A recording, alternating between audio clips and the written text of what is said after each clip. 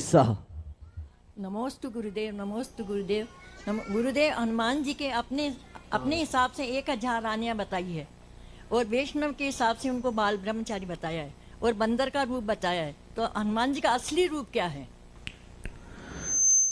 देखो माँ, 26 प्रकार की रामायण तो हमने देखी है। 26 प्रकार की रामायण तो हमने देखी है। जैन रामायण का जो प्रकरण है, वाल्मीकि रामायण को भी कुछ कुछ प्रकरण मिलता है, बाकी कुछ कुछ अलग अलग भी है।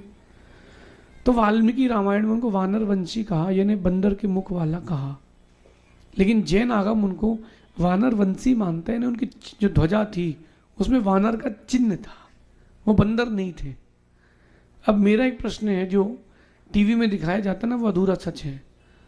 आप सबसे पूछता हूँ कि राम क्षत्रिय थे कि सामान्य पुरुष थे? बताइए। जो हमारे हिंदू भाई सुन रहे हैं हमको, राम तो क्षत्रिय थे ना? तो एक बात बताओ, राम या लक्ष्मण दोनों क्षत्रिय थे, सूर्पनखा की नाक कैसे काट सकते हैं? नहीं काट सकते। क्षत्रिय तो स्त्रियों पर हाथ ही नहीं उठाते। तो उन्होंने क्या किया, उसकी बात को स्वीकार नहीं किया तो उसकी बेइज्जती हो गई, उसकी नाक कट गई।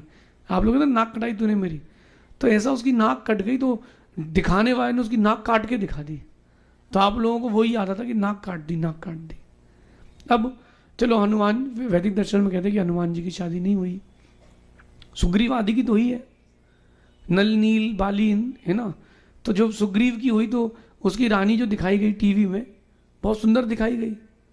अच्छा एक बात बताओ, ऐसी कौन सी मशीन है परमात्मा की बनाई हुई, ऐसी कौन सी स्त्री की पुरुषों को जन्म देगी तो बंदर और स्त्रियों को जन्म देगी तो सुंदर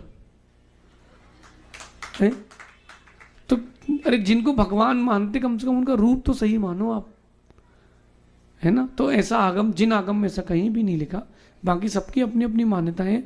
अभी कुछ दिन पहले क्या हुआ कि एक तालाब में एक लड़का डूब रहा था, तो डूब रहा था तो उसने गणेश जी को याद किया। गणेश जी आए, तो गणेश जी आए और बढ़िया खूब नाचे, खूब नाचे, खूब नाचे। तो कह रहा बचाओ बचाओ। बोले अरे तुम 5 दिन पहले तू आया था और मुझे डुबाया था, खूब नाचा था। बोले अब तो डूब, मैं नाचूंगा, है नहीं। तो ये चीज़ है, भगवान को भगवान मानना चाहिए और उनकी गरिमा भी रखना चाहिए। तो इस प्रकार का आगम में उल्लेख नहीं है।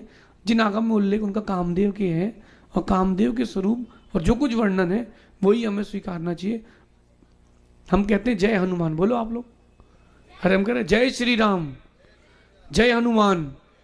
क्यों? हम वीतरागी राम और हनुमान के भक्त थे, हैं, रहेंगे। उनकी आराधना करना चाहिए, वो हमारे इष्ट हैं, मोक्ष गए हैं, केवली हैं, ऐसा समझिए। अगली जिज्ञासा।